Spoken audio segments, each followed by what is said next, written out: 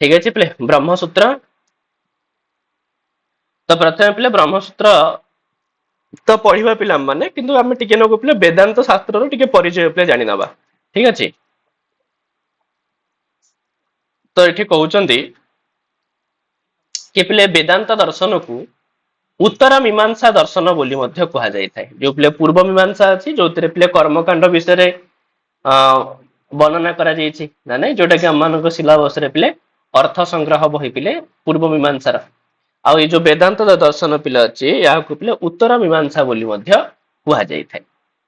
आ एही दर्शन र पिले प्रवर्तक होचंते किए से ना महर्षि बादरायण हैला। वेदांत दर्शन र पिले प्रवर्तक होचंती महर्षि बादरायण। आ तांको द्वारा रचना करा जायथिबा ग्रंथर ना होची पिले ब्रह्मसूत्र। जो ब्रह्मसूत्र हम मानक सिलेबस रे पिले अछि। तो ताकू पिला हम माने पढ़िबा देखिबा चित्र कोन कोन पिले अछि। तो ब्रह्मसूत्र रे पिले 4टी अध्याय अछि। ब्रह्मसूत्र रे 4टी पिले अध्याय अछि हैला। समन्वय, अविरोध, साधन आउ फल।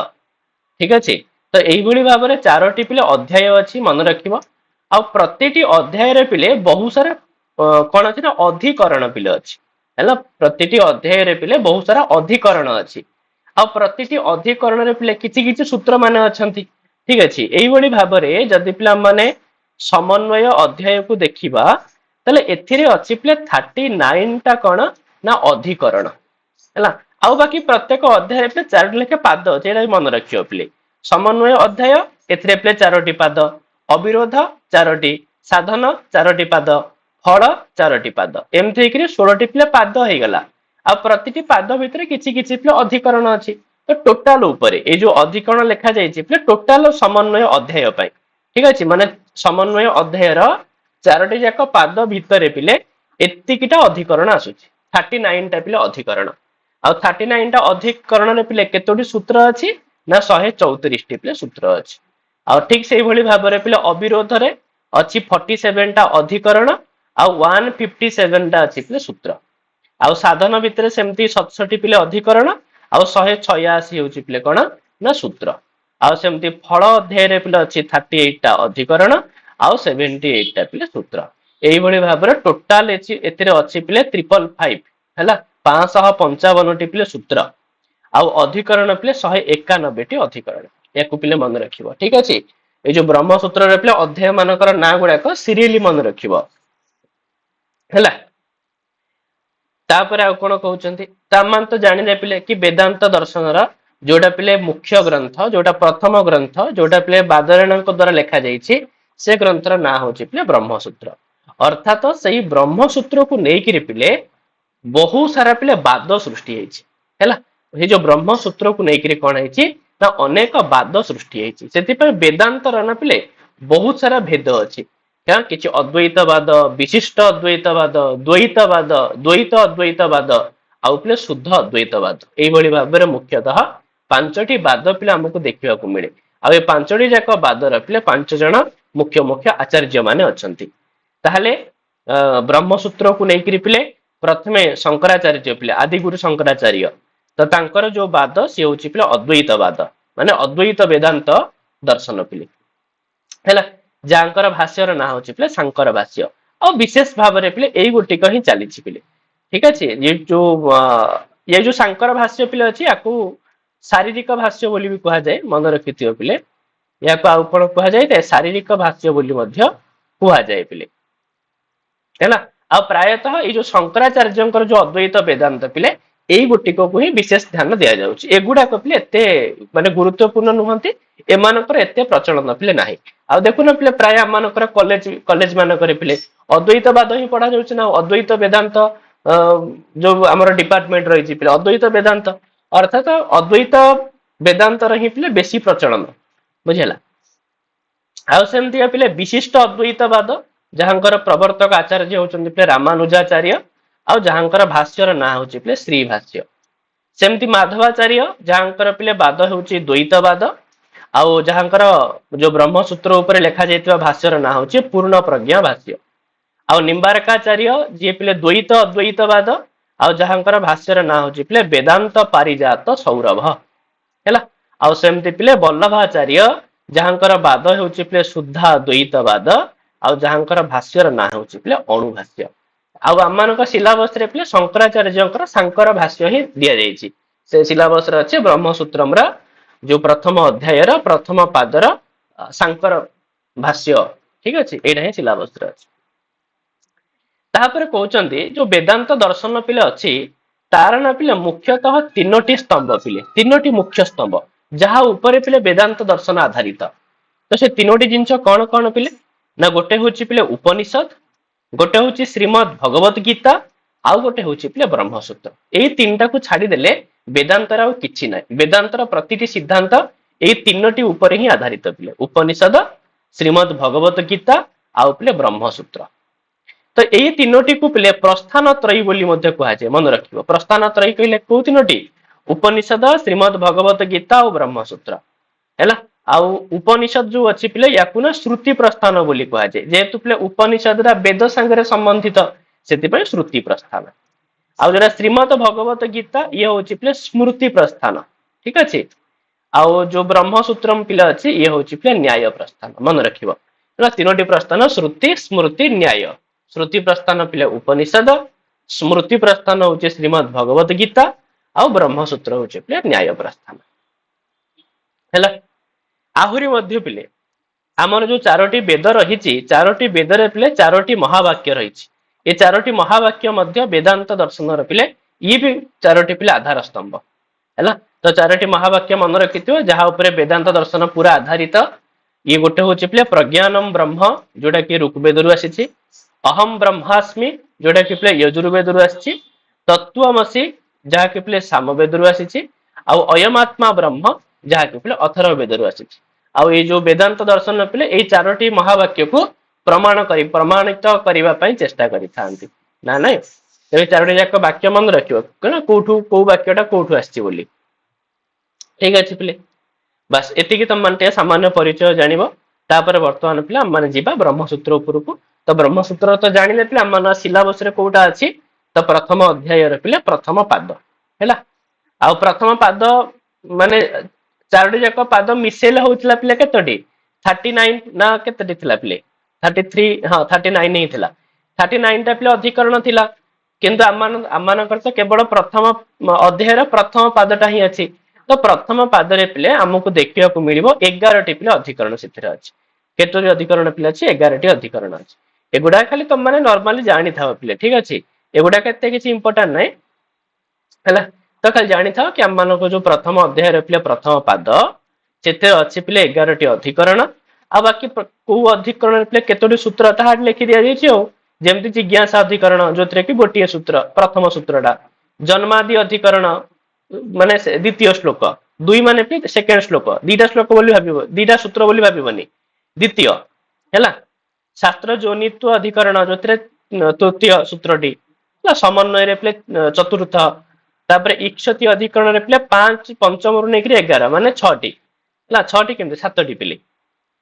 ବୁଝଉଛି। ତ ଏମିତି ହେଇକରି ପିଲେ ଟୋଟାଲ ଏଥିରେ ଆମର ଅଛି କେତୋଟି? ନା ଟୋଟାଲ ଅଛି ପିଲେ 31ଟି ସୂତ୍ର। ତ ଆମମାନଙ୍କ ସିଲାବସ ରେ ପିଲେ 31 ସୂତ୍ର ହିଁ ଆମମାନଙ୍କୁ ପଢିବାକୁ ପଡିବ। ଆଉ ସାଙ୍କର ଭାଷ୍ୟ ତ ପିଲେ ବହୁତ ବିସ୍ତାର, ବହୁତ ବିସ୍ତୃତ। ପଢିବା ବଡ କଷ୍ଟ ମଧ୍ୟ, ଆଉ ସମୟ ବି ଆମ ପାଖରେ ଏତିକି ନାହିଁ। ସେଥିପାଇଁ ଆମମାନେ ଖାଲି ସୂତ୍ର ଆଉ ସୂତ୍ରକୁ ବୁଝିଯିବା ଦରକାର, କଣ ସୂତ୍ରରେ ପିଲେ କହୁଛି। ବାକି ସେତିକି ଆମମାନଙ୍କ ପରୀକ୍ଷା ପାଇଁ ଯଥେଷ୍ଟ ହେଇଯିବ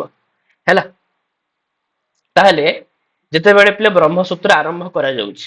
ବ୍ରହ୍ମସୂତ୍ର ଯେତେବେଳେ ବାଦରାୟଣ ପିଲେ ଆରମ୍ଭ କରୁଛନ୍ତି, ତ ଆରମ୍ଭରୁ ସେ କଣ କହୁଛନ୍ତି ପିଲେ? ନା ଅଥାତୋ ବ୍ରହ୍ମ ଜିଜ୍ଞାସା ହେଲା। ଅଥାତୋ ବ୍ରହ୍ମ ଜିଜ୍ଞାସା, ଯେମିତି ପିଲେ ପୂର୍ବ ମୀମାଂସାରେ ନା ପ୍ରଥମ ସୂତ୍ର ହଉଛି ଅଥାତୋ ଧର୍ମ ଜିଜ୍ଞାସା। ଠିକ ଅଛି, ମାନେ ପୂର୍ବ ମୀମାଂସାର ପିଲେ ପ୍ରଥମ ସୂତ୍ର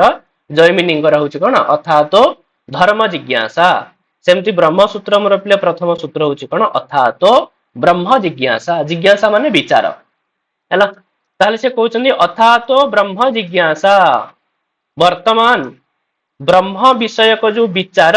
ତାହା ଆରମ୍ଭ କରାଗଲା। ଅର୍ଥାତ ଆମମାନେ ବ୍ରହ୍ମ ଉପରେ ବିଚାର କରିବା। ଏଇଥିରେ ହିଁ ସେ କହିଦେଲେ ପିଲେ, ଆରମ୍ଭରୁ ହିଁ କଣ କହିଦେଲେ? କି ଯୋଉ ଶାସ୍ତ୍ର ଆମେ ଆରମ୍ଭ କରିବା ପାଇଁ ଯାଉଛୁ, ଏ ଶାସ୍ତ୍ରରେ କାହା ଉପରେ ଆଲୋଚନା ହବ? ନା ବ୍ରହ୍ମଙ୍କ ଉପରେ ଆଲୋଚନା ହବ। ଯେତେବେଳେ ତୁମେ ବ୍ରହ୍ମଙ୍କ କଥା କହିଲଣି, ତ ଆମକୁ ତ ପ୍ରଥମେ ତ तुमको कहवाक पड़ो कि जो ब्रह्म विषय तुम आलोचना कर विचार कर से ब्रह्म किए ब्रह्म कौन तो से पिले सेकेंड सूत्र से कौन कहले ना जन्मादि अस्य यतः हैला तले कहउचंदी यतः यतः माने जहा थारु अस्य अस्य माने अस्य संपूर्ण जगतः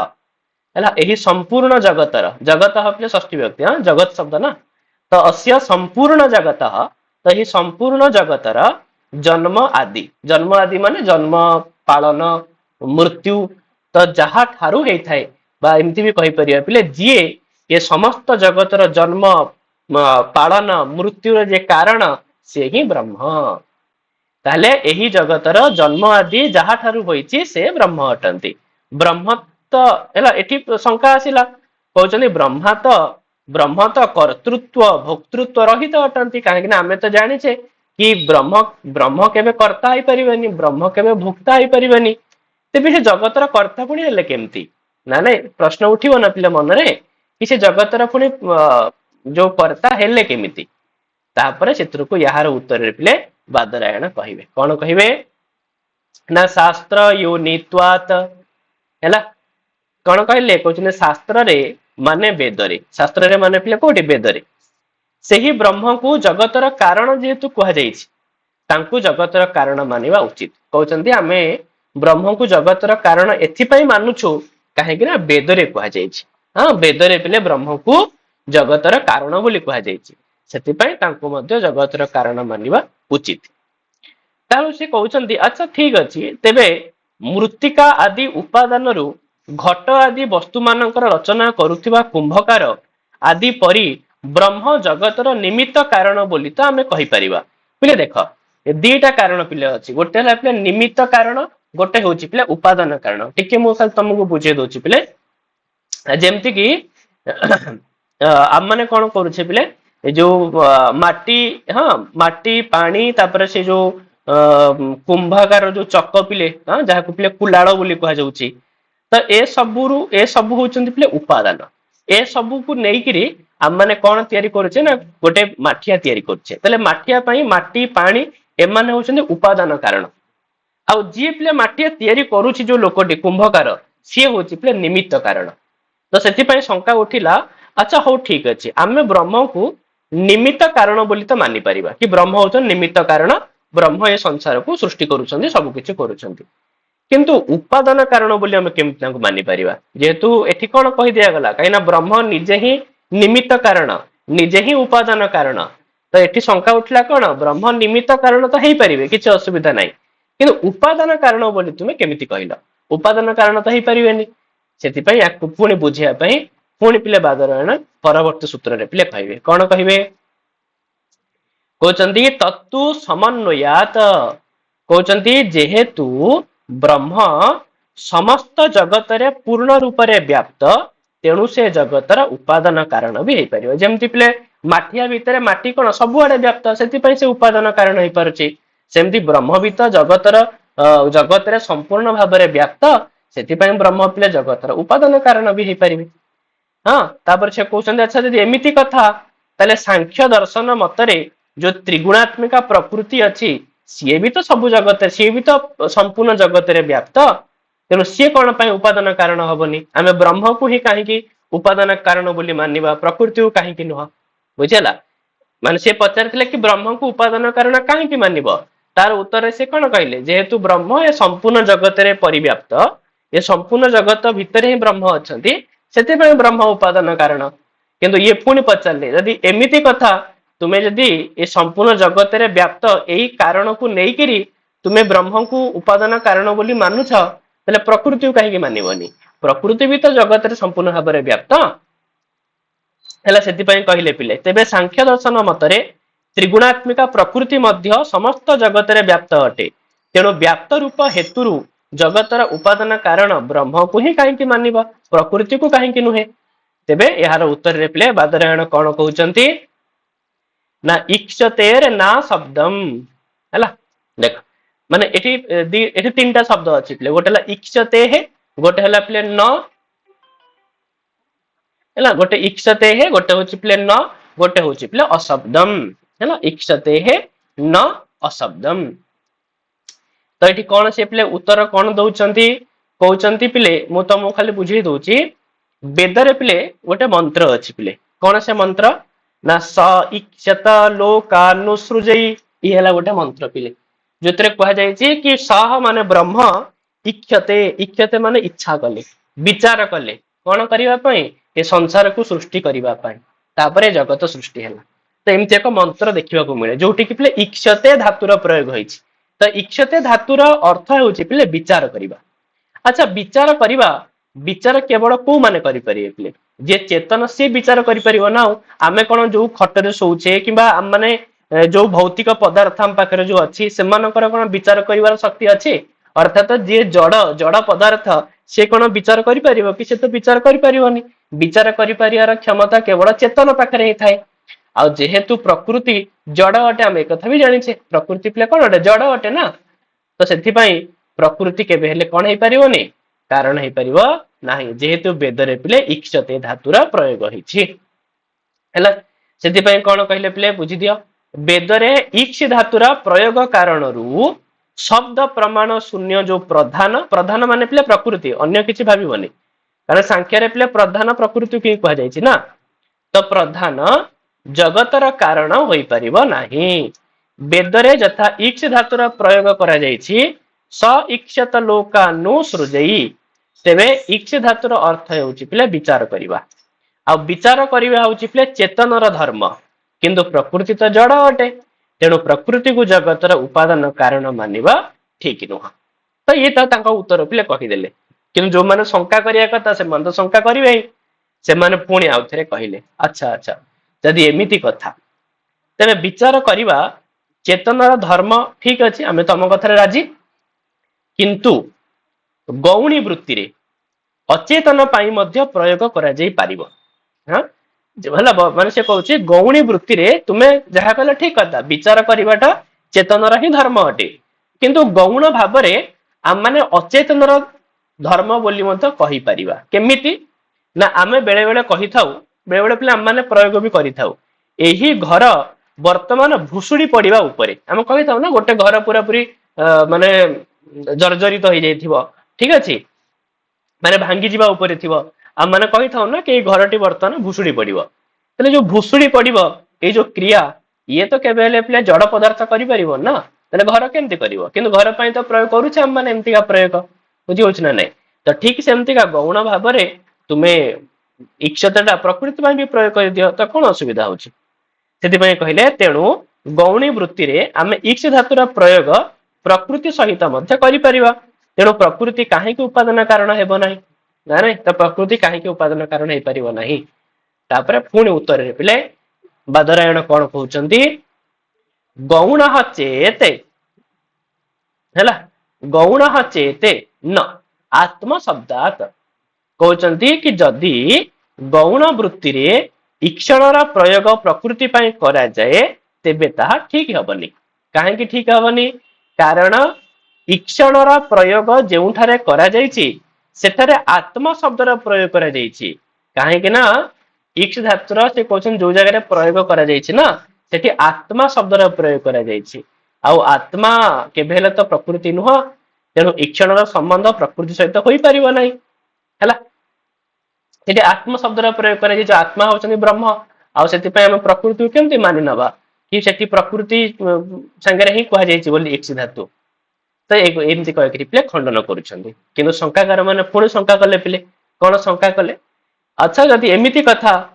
तेबे आत्मा शब्दर प्रयोग केवल जे ब्रह्म पाई हुए ता तो नुह ना बेले बेले आमे भी बहुत जगह देखू कि आत्मा शब्दर प्रयोग मन पाई करा जाए बेले बेले इंद्रिय पाई करा जाय थाए बेले बेले शरीर पाई भी करा जाय थाए तेणु सेठारे प्रयोग करा जायथिबा आत्मा शब्द को गौण रूप रे प्रकृतिर वाचक बोली स्वीकार करा जाऊ अर्थात सेठी जो आत्मा शब्द प्रयोग करा जायछि आपण मानि नियंतु कि आत्मा शब्दटा प्रकृति पई प्रयोग करा जायछि तेणु प्रकृति काहे कि आपण उपादान कारण मानिबेनी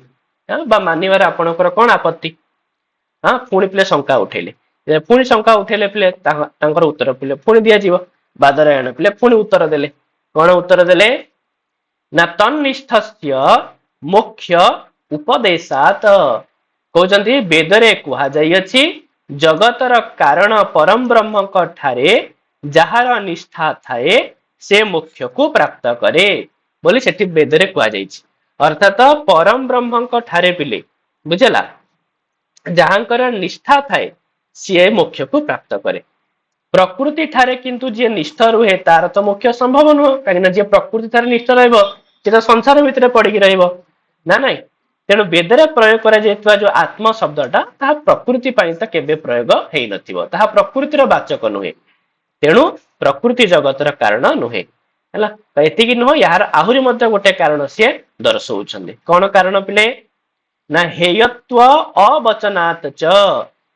हैला हेयत्व माने त्याज्य माने त्याग करिवा उचित त्याग करिवा पई योग्य कहउछन्ते पिले त्याग करा जिबा पई योग्य बोली न कुहा जिबा कारणरू से कहउछन्ते जदि देख प्रश्नटा मु तुमको कहि दोछि पिले से कहउछन जदि आत्म शब्दटा प्रकृति पई व्यवहार हेई थांता वेदरे ताहले एमिति कुहा जाई थांता कि ए जो आत्मा याकू जेतेबेले त्याग करिवो तापरे ही मोक्ष मिलिवो बोली एमिति कुहा जाई काना प्रकृति को त्याग कले ही मोक्ष मिली थाए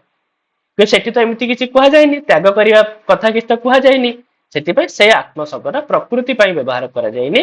सेटा परम ब्रह्म का पई ही व्यवहार करा जायछि। कहउछन्ती जदि आत्म शब्द गौण वृत्ति रे प्रकृतिर वाचक होई थांता तेबे सही प्रसंग रे एमिति कुहा जाई थांता कि प्रकृति को त्याग करी पुरुष ठारे निष्ठ हुओ बोली सेठी एमिति डायरेक्ट कुहा जाई थांता कि प्रकृति को त्याग करी तुमे पुरुष ठारे निष्ठ हुओ ताहाले तुमे मोक्ष पाइबो किंतु एपरि तो किछि भी कुहा जाई नै बरम एपरि कुहा जाईछि कि जिए एही जगतर कारण तांको ठारे निष्ठ हुओ अर्थात जिए जगतर कारण तांको ठारे ही निष्ठ हुओ अर्थात यार माने कोन पिले यार माने होजन सेही ब्रह्म ही कहिना ब्रह्म ठारे निष्ठ हेले ही तो मोक्ष मिलिबो आ तांको ही कुहा जाईछि कि जिए जगतर कारण तले से ब्रह्म ही जगतर कारण तेबे एथिरो जणा पडुछि कि परम ब्रह्म ही आत्म शब्द वाच्य प्रकृति नुहे प्रकृति आत्म शब्दर वाच्य नुहे हैला तो सेठी आत्म शब्द द्वारा कहा को कुहा जाईछि परम ब्रह्म को कुहा जाईछि प्रकृति को नुह हैला तो एई भली भाबरे प्ले कहि साला परे तापर पुणी कहउचंती हैला आहुरी मध्य माने कारण प्ले दर्शौचंती हैला कोन कहउचने प्ले ना स्वाप्यया हैला स्वाप्ययात तो स्वाप्ययात प्ले कोन ना वेदरे सत शब्दर मध्य जो प्रयोग करा जायछि कहउचने वेदरे बहुत सारा जगह रे सत शब्दर मध्य प्रयोग करा जाय थाए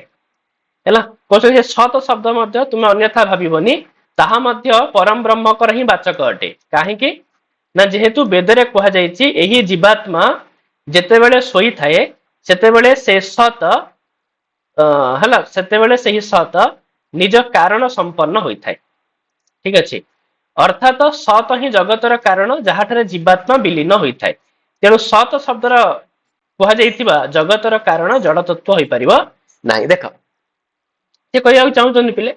गोटे तो आत्म शब्द हो गला तो आत्म शब्दटा प्रकृति पाई नुहे आत्म शब्दटा ब्रह्म का पाई ही प्रयोग करा जायछि तापर पुणी कहउछन्ती वेदरे ना सत शब्दर भी प्रयोग करा जायछि आ जो सत शब्द ही प्रयोग करा जायछि ताहाकु मध्य तुमे अन्यथा भाबिबनी सत शब्द जो प्रयोग करा जायछि से मध्य कोन ब्रह्म का पाई ही प्रयोग करा जायछि अर्थात ए जीवात्मा जेते बेले सोई थाए सेते बेले से कोन हेई थाए ना सत संपन्न हेई थाए सत संपन्न माने निज कारण संपन्न हेई थाए अर्थात जीवात्मार केही गोटे कारण अछि जीवात्मा जहाठारे विलीन हेई थाए काहे ना हम जानिते ना पिले कि कार्य गुडाक सब गुड पई पिले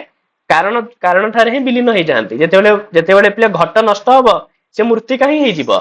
आ एठी मध्य वेदरे कहा जायछि कि जेते बेले जीवात्मा सोई थाए सेते बेले से कोन हेई थाए ना सत संपन्न हेई थाए सत संपन्न माने निज कारण संपन्न हेई थाए तले जीवात्मार जने के कारण अछि जीवात्मा पे जोठी लीन होउछि आ से कारण पिले किए से कारण होउचंदी परम ब्रह्म अर्थात सत ही जगतर कारण जहाठारे पिले जीवात्मा विलीन होउछि आ जीवात्मा तो केबे पिले जड़ तत्व रे विलीन हबो नै से तो पिले चेतन तत्व रे ही विलीन हबो आ से जो सत शब्द रे कुहा जाइथिबा जगतर कारण पिले जड़ तत्व नुह परम चेतन तत्व आ सी पिले किए से ना परम ब्रह्म हैला तापर आउ कोन कहउछन पिले एति कहि साला परे पुणी कहउचंती गति सामान्यात माने समस्त उपनिषद रे समान रूप रे चेतन को ही जगतर कारण कुआ जायतिबा कारणरू जड़ प्रकृति जगतर कारण नुहे से कहउचंती कहीं ना माने बहुत सारा उपनिषद देखिचु जेकोसी उपनिषद देखिले मध्य सबु जगह कुआ जायछि ए जगतर जे कारण से कदापि जड़ तत्व नुह से केवल पिले को तत्व चेतन तत्व ही अटे सेतिपय प्रकृति तो कदापि भी कारण है परिबो नाही उपादान कारण कदापि है परिबो नाही जेतु प्रकृति पिले जड़ तत्व हैला तापर आ कोन कहउचंती ना श्रुतत्वात च कहउचंती वेद मानकरे मध्य एही कथा बारंबार कुआ जायतिबा कारणरू मध्य परम ब्रह्म परमेश्वर ही एही जगतर कारण बोली सिद्ध होउछि तो एमती कहि कि से पिले 11 नंबर रे सिद्ध करिदेले कोन सिद्ध कले कि वेद रे खाली उपनिषद रे नुहा वेद रे मध्य बारंबार बारंबार कि कुआ जायछि कि परम ब्रह्म परमेश्वर ही जगतर कारण बोली सेतिपय एतरे दुई मत हबार किछि कथा नाही एही परि सिद्ध करागला कि प्रकृति पिले जगतर कारण नुहे हैला बरम कि से जगतर कारण परम ब्रह्म ही जगतर कारण ये पिले गोटे प्रसंग सरिला प्रकृति को जो जगतर कारण बोली मानुथिले तो से जो जिंस को पिले खंडन करागला ताहापरे कहउचंती तुमे पूर्व गोटे सूत्र जो पढ़िल स्वाप्ययात एठी थिला ना पिले सॉरी सॉरी सॉरी एठी स्वाप्ययात बोली गोटे सूत्र थिला तो कहउचंती जो स्वाप्ययात सूत्र पढ़िल एही सूत्र रे ना गोटे स्व पद अछि आ जो स्व पद होछि पिले ब्रह्मवाचक बोली कुहा गला माने आपण कहिले कि स्व शब्द रे काहा को कुहा जाय छै ब्रह्म को कुहा जाय छै किंतु स्व शब्द जीवात्मा अर्थ रे मध्य प्रसिद्ध अटे किंतु स्व शब्द को तो जीवात्मा अर्थ रे भी बहुत जगह रे प्रयोग करा जाय तेनो जीवात्मा मध्य जगतर कारण है पारे अच्छा प्रकृति कारण हो छाड़ प्रकृति हमें काटी देलु किंतु जीवात्मा भी तो जगतर कारण है पारे तो जीवात्मा को तुमे काहे जगतर कारण बोली मानुन तापर खाली एती कथा भी नुह पुनः तैत्तिरीय उपनिषद ये गोटे प्रसंग हला प्ले जीवात्मा मध्य जगतर कारण हेई पारिबो पुणे आ गोटे प्रसंग कहउचंदी तैत्तिरीय उपनिषद र ब्रह्मानंद बलि रे गोटे प्रसंग रे प्ले पांच जन पुरुषों विषय कुआ जायछि प्ले पांच पुरुष किए के अन्नमय प्राणमय मनोमय विज्ञानमय आ प्ले आनंदमय एई पांच जन पुरुषंकर विषय वर्णना पिले करा जायछि कोथरे तैत्तिरीय उपनिषद रो पिले ब्रह्मानंद बल्ली रे सेठी कोन करा जायछि मु खाली बुझे दोछि पिले सेठी प्रथमे कहा जिवो कि पिले अन्नमय पुरुष से ही कोन अटंती अन्नमय पुरुष जे से ही जगतर कारण अटंती जेहेतु अन्नमयटा समस्तक अंतरात्मा भितर अछंती बुझिला कि से अन्नमय को खंडन करिकरी पुणी कहा जिवो नाही अन्नमय नुह प्राणमय प्राणमय समस्त अंतरात्मा भितर अच्छे ते प्राणमय होउचंती जगतर कारण पुणी प्राणमय को पिले खंडन करी कह ना प्राणमय नुह मनमय होउची जगतर कारण बुझी होउची तापर पुणी मनमय को खंडन करी कहिबे ना विज्ञानमय होउची कहार जगतर कारण आ शेष रे पिले कहिबे ये केही मध्य नुहंती बरम आनंदमय ये होउची कोन ना जगतर कारण आउ आनंदमय को ही जगतर कारण बोली कहिकरी सही टिपले ब्रह्मानंद बोली सरी जाइछि अर्थात एथु कोन हमकु जणा पड़ला ये तो जणा पड़ला कि आनंदमय होउछि जगतर कारण बोली आनंदमय होउछि प्ले जगतर कारण बोली तो सेही कथा कहउचंदी सेठारे उत्तर उत्तर क्रम रे माने अन्नमय प्राणमय को खंडन करिगिरी मनोमय एमती उत्तर उत्तर क्रम रे आनंदमय को आत्मा बोली कहा जाइछि सेटा तो आनंदमय को आत्मा बोली कहा जाइछि तो यहाँ पर कौन है प्रसंग सरी जाइछि तेणु एठारे प्रश्न उठुछि कि आनंदमय पदरे कहार वंदना करा जाइछि आनंदमय जी सी ही कौन परमात्मा ना आनंदमय जीवात्मा ना आनंदमय आउ गोटे किछि अलगा जिंस हैला तो सेति पय प्रसंग रे प्ले शंका उठिला कि आनंदमय रे कहा विषय रे कहा जाइछि परमात्मा ना जीवात्मा ना अन्य कहा विषय रे कहा जाइछि तो दीटा प्ले से प्रश्न वर्तमान उठेली तो वर्तमान पुणी आ गोटे प्रसंग आरंभ करिगिरी से तार मध्ये उत्तर देबे पिले तो यार उत्तर से कौन कहले कहले आनंदमय अभ्यासात हैला उत्तर देले पिले आनंदमय अभ्यासात अभ्यास मान तो जानछ पिले पौनः पुण्येन उच्चारणम अभ्यास बारंबार गोटे जिंस को रिपीट करबा ताको ही अभ्यास कहा जाय थाय कहउचंदी वेद रे बारंबार आनंद शब्दर प्रयोग ब्रह्म को पई करा जायछि सेति पई आनंदमय परम ब्रह्मकर ही वाचक अटे और ब्रह्म सेठी जो आनंदमय को कुहा जाईची समस्त सब जगतर कारण से आनंदमय आ किछि अलगा जिंस नुह से आनंदमय शब्द रे कहा को कुहा जाईची परम ब्रह्म को ही कुहा जाईची अर्थात आनंदमय जीए से ही परम ब्रह्म तेबे एठारे आ गोटे मध्य मन रे शंका आसिला कोन से शंका जात आसिला कुछ से एमिति कथा जदि आनंदमय जो शब्द अछि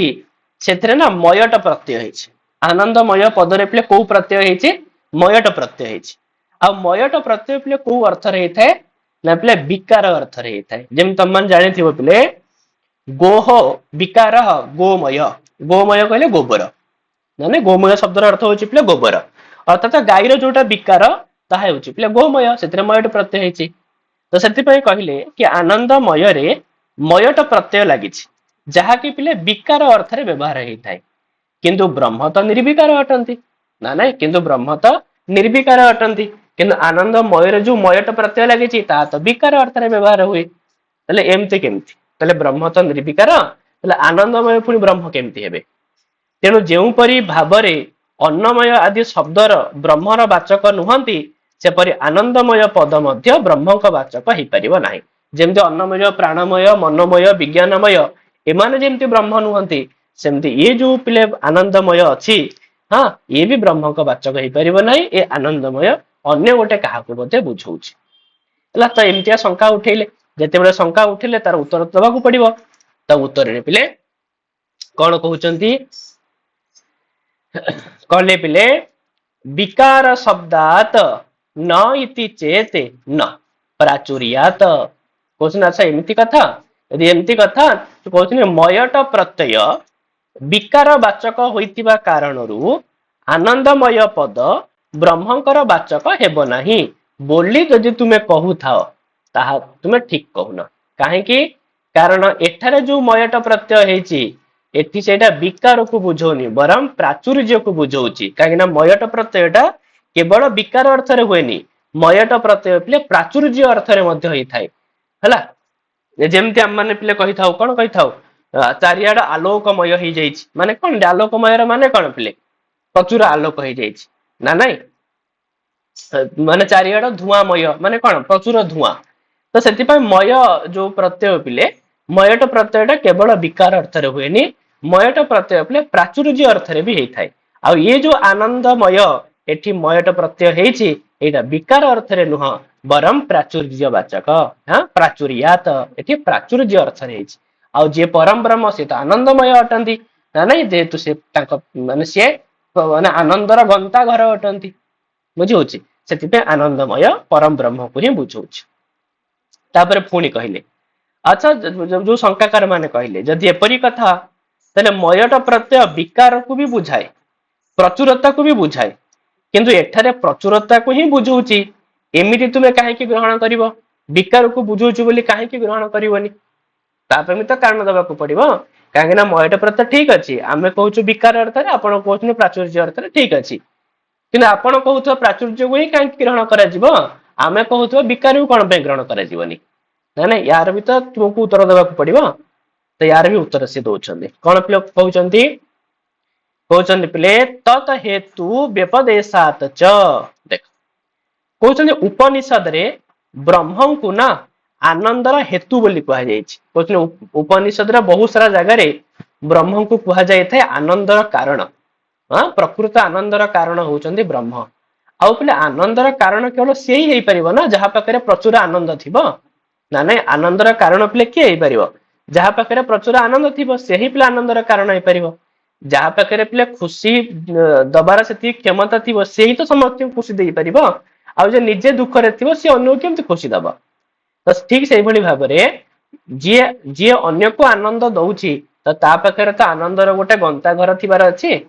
बुझौछ ना नहीं आ सेति पय कहिले कि ब्रह्म को तो आनंदर कारण बोली कहा जायछि सेथि कारणरू मयट प्रत्ययटा विकार बोधक हेबो नाही काहेकि ना जे समस्त को आनंद प्रदान करूछंती से निजे तो आनंदर भंडार हेबा उचित तेणु मयट प्रत्यय एठारे प्राचुर्य को बुझौछि विकार को नुहे ब्रह्म ही आनंदमय अटंती हला आपर पुणी कहउचंती मंत्र वर्णिकम एव च गीयते खाली एतिकी नुह मंत्राक्षर रे माने वेद रे पिले परम ब्रह्म को अंतरात्मा रूप में वर्णना करा जायछि तथा ब्राह्मण ग्रंथ रे आनंदमय को अंतरात्मा रूप में वर्णना करा जायछि बुझिबो पिले मंत्राक्षर माने कहिथिले पिले माने ठीक ये कहि परिबा कि उपनिषद बोली कहि परिबा हैला कहउछन उपनिषद रे परम ब्रह्म को अंतरात्मा बोली कहा जायछि माने उपनिषद रे कोन कहा गला पिले परम ब्रह्म इज इक्वल टू अंतरात्मा आ ब्राह्मण ग्रंथ रे कोन कहा गला पिले आनंदमय इज इक्वल टू अंतरात्मा तर यार माने पिले कोन परम ब्रह्म जहा आनंदमय से तेणु परम ब्रह्म ही आनंदमय अटंती तेणु परम ब्रह्म ही कोन हेबे आनंदमय ही हेबे अर्थात आनंदमय शब्द मध्य पिले परम ब्रह्म का पाई ही व्यवहार करा जायछि तले हम जति विषय प्रसंग आलोचना करले प्रथमे से कोन कहिले ना प्रथमे से कहले कि जो आत्मा शब्द व्यवहार करा जायछि ताहा मध्य ब्रह्म का पाई ही व्यवहार करा जायछि जो सत शब्द व्यवहार करा जायछि ताहा भी ब्रह्म का पाई ही व्यवहार करा जायछि तापर जो आनंदमय व्यवहार करा जायछि ताहा भी ब्रह्म का पाई ही व्यवहार करा जायछि हैला तापर आ कोन कहउछन पिले ना नेतरो अनुपपत्ते हे कहउछन ब्रह्म भिन्न जीवात्मा आनंदमय होई परिबो नाही कारण पूर्वापर वर्णनरु यह सिद्ध होई पारु नाही जेतु पिले माने जो वर्णना मान पाखरे अछि तो सेथुरु सिद्ध ही होई पारुने कि जीवात्मा केबे आनंदमय बोली तो सेथि पय कोनसी प्रकार प्रमाण जेहेतु नाही सेथि पय जीवात्मा को हम आनंदमय कहि परिबानी आनंदमय केवल ब्रह्म को ही कहा जाई परिबो हैला आहुरी मध्य भेद व्यपदेशात च जीवात्मा और परमात्मा परस्पर भिन्न बोली मध्य कहा जायछि जीवात्मा परमात्मा एक नुहंती भिन्न जेहेतु कहा जायछि तेणु आनंदमय शब्द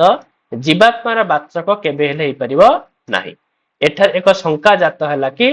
आनंदर हेतु तो सत्व गुण हैला एठी पुणी पिले से शंका उठेइछन्ती कोन से शंका उठेले अच्छा ठीक अछि हम माने जानिलु कि आनंदमय जी अछन्ती से होचन्ती के से परम ब्रह्म किंतु आमर आहुरी एक शंका अछि जने आनंद सेते बेले प्राप्त करे जेते बेले पे सत्व गुण अधिक हुए माने सत्व गुण ही आनंदर प्ले कारण तो आनंदर हेतु होउची प्ले कोन सत्व गुण हो ठीक अछि आ जो सत्व गुण पिले त्रिगुणात्मिक प्रकृति पाखरे मध्य रहिछि काइना प्रकृति पाखरे तीनटा गुण अछि ना सत्व रजस तम तो से जो आनंदर जे कारण सत्व गुण से त्रिगुणात्मिक प्रकृति पाखरे भी अछि तेणु आनंदमय पदरे प्रकृति भी ग्रहण करा जाई पारंता ना नहीं तले यार उत्तर रे कोन कहबो आपण ना नहीं से क्वेश्चन आनंदमय पदरे प्रकृति की भी तो ग्रहण करा जाई परिबो तले प्रकृति काहे के ग्रहण करा जीवनी हला तापर सेठी पुणी से प्रसंग उठे कहउचंती एति पय ग्रहण करा जाई परिबो नहीं कामात च नानुमाना अपेक्षा कहउचंती जो जगह रे आनंदमयर प्रसंग उठिची वेदरे सेठी ना कामनार कथा मध्य कहा जायछि जोटे आनंदमय कोश सॉरी आनंदमय पुरुष कथा कहा जायछि पिले सेठी गोटे वाक्य अछि पिले सो अकामयत हैला माने सह अकामयत तो से कामना कले आनंदमय जे से कामना कले कि जगतर सृष्टि हो बोली तो सेठी ना अकामयत एई भली भाबरे कामना शब्दर व्यवहार करा जायछि आ कामना केवल तो पिले चेतन ही तो करि परिबो आ कामना कोन पिले केबे जड़ तत्व करि परिबो कि जड़ तत्व तो केबे कामना करि परिबोनी आ सही दृष्टि रु हां सही दृष्टि रु तो सेठी जो आनंदमय कथा कहा जायछि ताहा कदापि तो प्रकृति को बुझेबो नाही तेणु कामना करिबा अनुमान कल्पित जो जड़ प्रकृति ता पई तो असंभव तेणु आनंदमय शब्द रे प्रकृति रो ग्रहण करा जिवो नाही खाली एतिकी नुह अस्मिन् अस्य च तत योगम शास्ति आहुरी मध्य एही प्रसंग रे कहा जायछि कि जीवात्मार सही आनंदमय सह संयोग होइथाय बोली तेणु जीवात्मा किंबा जड़ तत्व प्रकृति केही मध्य आनंदमय वाच्य नुहंती आनंदमय पद द्वारा एमानकु काहाकु मध्य बुझा जिवो नाही हैला काहे ना जीवात्मा प्ले सही आनंदमय संगे संयोग होइथाय माने जीवात्मा सहीठी मिसी थाए आ जीवात्मा तो केवल परमात्मा पाखरे मिसी थाए सेति पई आनंदमय शब्दटा ना तो जीवात्मा को बुझेइबो ना तो प्ले प्रकृति को बुझेइबो हैला तो एतिकी प्ले थाउ प्रसंग हला आउ अल्प रहिला माने काली की प्ले से प्रसंग प्ले उठेबा आ कोन कोन प्रश्न आसीबो ता ऊपर प्ले आलोचना करबा ठीक আছে काली की प्ले मेरे सारे दबा सरी जियो प्ले इटा तापर माने जैन दर्शन हो कि बौद्ध दर्शन हो जोड़ा गोटे आरंभ करिया पिले हैला।